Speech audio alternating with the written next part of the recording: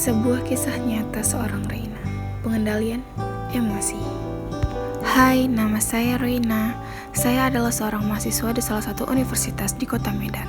Sejak kecil, saya tinggal dengan ibu saya. Ayah dan ibu saya sudah lama berpisah sejak saya masih berumur 5 tahun. Setelah beranjak dewasa, saya sangat sulit untuk mengendalikan perkembangan sosial emosional saya sejak saya masih kecil. Hal ini membuat saya sangat sulit untuk berinteraksi sosial dengan orang-orang di sekitar saya. Saya sering menangis dan marah tanpa sebab. Ini semua dikarenakan saya mengalami trauma yang mendalam di masa kecil saya. Ketika saya berumur 5 tahun, itu adalah usia yang rentan bagi saya. Orang tua saya sudah menikah selama 10 tahun, tapi tidak sedikit pun ayah saya menghargai ibu saya. Ayah dan ibu kerap bertengkar. Di setiap pertengkaran itu saya melihat secara langsung dengan mata kepala saya sendiri. Ayah kerap marah kepada ibu dan berlaku kasar. Penyebab dari pertengkaran ini adalah kondisi ekonomi keluarga ataupun hal lainnya yang seringkali terjadi dalam rumah tangga.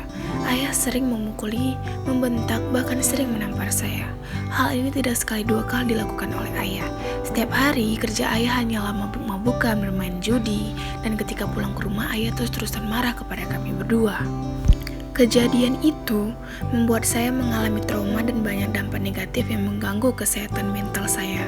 Kejadian itu membuat saya susah mengendalikan emosi saya. Di suatu hari, saya sedang berjalan sendirian. Di tengah perjalanan, saya melihat seorang ayah memukuli anaknya. Yang membuat saya histeris melihat kejadian itu dan teringat dengan masa lalu yang pernah saya alami. Karena melihat kondisi saya yang seperti itu, ibu menyarankan agar saya berkonsultasi ke psikiater. Dan saat ini saya sedang menjalani perawatan.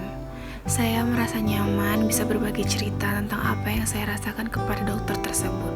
Semoga saya lekas membaik dan bisa menjalani kehidupan secara normal seperti orang lain.